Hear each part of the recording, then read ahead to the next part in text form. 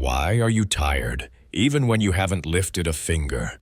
Why do you feel worn out, even after a day of doing nothing? Here's the paradox. Rest isn't the absence of movement. It's the absence of resistance. The more you let go, the more life flows back to you. At first, this sounds absurd. How can surrender possibly bring strength? Shouldn't control and effort be what give us power? And yet, nature tells us a different story. Stand beside a river for a moment. Watch the way the water moves. It doesn't force itself over every rock. It doesn't argue with the bends in its path. It curves, it swirls, it yields, and in that yielding, it never loses momentum. The river does not tire of being a river. It is only our mind, endlessly resisting, that wears us out. Or look at the autumn trees. The leaves fall, not because the tree has failed, but because the season has changed. The branches don't cling to what must leave. They release. And because they release, they are not exhausted by holding on to what is already gone. But here's where the paradox deepens. Many of us are exhausted not because of what we do, but because of what we refuse to let go of. We grip old stories. We clutch at tomorrow's worries. We tense against life's natural current. And so, even while sitting perfectly still, we are wrestling an invisible battle inside ourselves. We may not move a muscle, yet the mind burns energy as if it were fighting a storm. This is why doing nothing can leave you more drained than a day of hard work. Because stillness without surrender is not stillness at all. It is a war disguised as rest. And so the question rises, what would happen if we stopped gripping so tightly?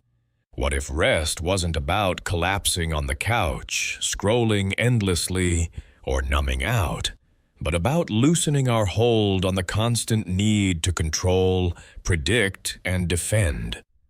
The more you let go, the more comes back to you. That is the paradox. A truth written not in books, but in rivers and falling leaves, in tides and seasons. Life whispers it again and again. Stop resisting. And you will find that rest is not something you take. It is something that finds you the moment you open your hands. A farmer once gave his helper a simple task.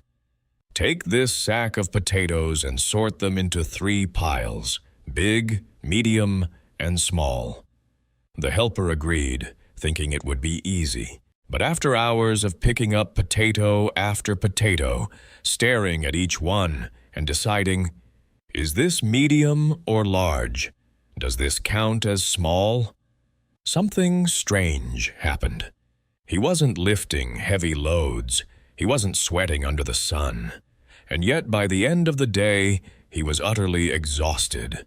He quit the job on the spot. Not because the labor was hard, but because the endless deciding drained him more than any plowing or carrying ever could. We laugh at the story, but it is exactly what so many of us do with our own minds. We sit at a desk or lie in bed and think we are resting. But inside, we're sorting potatoes all day long. Should I have said that differently? What if tomorrow goes wrong? Did they really mean what they said or something else? Should I do this now or later? Is this good enough or do I need to try harder? No one sees the piles of potatoes we build in our heads, but the fatigue is real. We can spend hours doing nothing and end the day more tired than if we had run miles. It's not the weight of life that crushes us. It's the constant sorting. The mind becomes like that poor farmhand, endlessly evaluating, measuring, hesitating. And this silent labor never ends because we never allow the pile to simply be what it is. Think about the last time you tried to rest. Maybe you lay on the couch, phone in hand, scrolling through a stream of updates. You told yourself you were taking a break, but your mind was still in motion, comparing, judging, reacting, anticipating. It wasn't rest. It was just another kind of work, only invisible. This is why a day of doing nothing can leave you just as tired, sometimes more tired, than a day of effort. Because rest is not what happens when you stop moving. Rest is what happens when you stop resisting. The helper in the story wasn't worn out by carrying potatoes, but by carrying decisions. In the same way, we are not worn out by life itself, but by the endless commentary we drag along with it. The farmer's helper quit not because of heavy lifting, but because of endless choosing. That little story opens the door to a much bigger truth. We are not exhausted by life itself, but by the way we insist on controlling it. Think about it. A river never tires of being a river. It doesn't argue with the rocks in its way, or try to push the banks farther apart. It simply flows, adjusting, bending, slipping past obstacles with a quiet intelligence. The river always reaches the sea, not through force, but through trust in its own current. And yet, unlike the river, we humans rarely allow life to move without interference. We tighten our grip on every moment. We demand certainty before taking a step. We script conversations before they happen, replay them after they end, and try to hold on to outcomes that were never meant to stay. The result? Exhaustion, even in stillness. When you lie in bed at night and can't fall asleep because your mind won't stop racing, that is not the weight of reality pressing down. That is resistance, the refusal to let things be unresolved, the refusal to let tomorrow arrive in its own way. We think we are resting, but internally we are wrestling. Nature, in her wisdom, does not wrestle. The trees don't fight the wind, they sway. The tide doesn't resist the moon. It rises and falls. Seasons do not bargain with time. They turn. Life demonstrates again and again that rest, renewal, and strength come not from domination, but from surrender.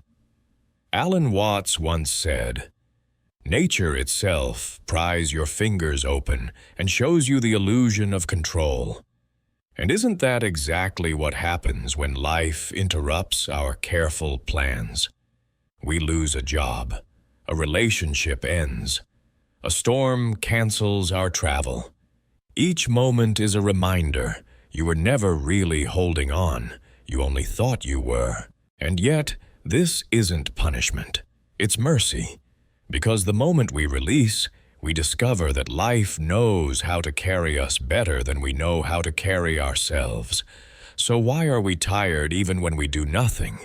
Because we confuse stillness with surrender. We think stopping the body is enough, while the mind keeps clutching, sorting, resisting. Real rest doesn't come from collapsing into a chair or numbing out with distractions. Real rest comes the moment you allow the world to move without your constant interference. When you stop controlling, you stop fighting. And when you stop fighting, you finally begin to rest. At this point, the choice becomes clear. There are two paths we can take in life. The first path is the path of control. On this road, everything depends on your grip. You must hold on tightly to your plans, your image, your outcomes. Every twist of fate becomes a threat. Every delay a personal failure. Living this way feels like being a monarch ruling over a restless kingdom. You must issue decrees, enforce them, and stamp out rebellion. Anxiety becomes your tax. Burnout becomes your punishment. And worst of all, you stand apart from others, because everyone becomes either a rival to outmaneuver or a subject to command. Now compare that to the second path, the path of trust. On this road, you stop ruling and start cooperating. Instead of monarchy, life becomes a democracy. Shared power, shared responsibility. When you loosen your grip, you find that others step in with unexpected help. Friends, family, even strangers. They flow into the spaces you once tried to control alone. Trust aligns you with rhythms larger than yourself, the seasons, the community, the unfolding of time itself. Nature gives us a model for this. A forest is not ruled by a single tree. It thrives through cooperation. Each tree shares sunlight, trades nutrients through its roots, drops seeds and leaves that nourish the soil. No single tree dominates, yet together they create a thriving, self-sustaining world. Shared power nourishes all things without dominating anything. When you live by control, you exhaust yourself by being the monarch of a collapsing kingdom. When you live by trust, you join a forest that sustains you even as you sustain it. Think of the difference in your own daily life. On the path of control, you wake up already bracing for battle. You plan every detail, rehearse every conversation, and panic when anything veers off script. On the path of trust, you still plan, but lightly. You meet the day with openness, allowing surprises to arrive. Instead of clinging to how things must go, you allow yourself to notice how they are going and adjust. Which path truly exhausts you? And which path restores you? The truth is, life is already moving. The river is flowing, the forest is growing, the seasons are turning. You can either fight to be a king over what you cannot rule, or you can relax into cooperation with what is already unfolding. One path ends in burnout, the other opens into freedom. The choice, as always, is yours. So far, we've spoken about control and trust, but there is a step even deeper, one that sounds almost too strange to take seriously. Learning to rest in, I don't know. Most of us are trained from childhood to see, I don't know, as weakness. In school, not knowing the answer earns you red ink. At work, it feels like incompetence. In conversation, it feels like embarrassment. So we scramble to know, to define, to label, to predict. But in this endless effort to know, we cut ourselves off from the very mystery that gives life its energy. Alan Watts would remind us, a light cannot shine on itself. A blade cannot cut itself. The eye cannot see itself. There are limits built into existence, and rather than being flaws, these limits are what make life rich. To admit, I don't know, is not defeat. It is liberation. Consider the joy of a good story. If you already knew every twist, every ending, would you bother reading? Of course not. The beauty of the story is in not knowing what comes next. In the same way, the beauty of life is in its unpredictability. But here is the paradox.